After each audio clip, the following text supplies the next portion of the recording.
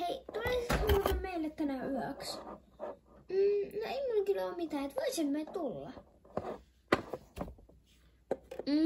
Mä tuun siinä joskus 4 aikaan, niin voidaan sitten, tai mä tuun 5.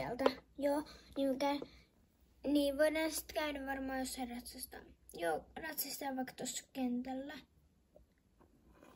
Joo, mä käyn nyt kotona ainakin syömässä ja niin.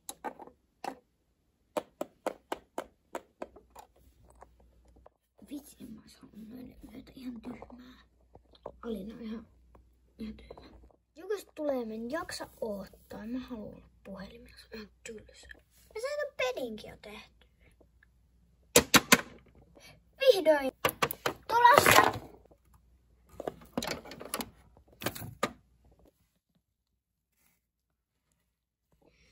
Kello on nyt 6:30 ja en tiedä mitä nyt tehtäis, niin tehdään syödään vaikka iltapalaa.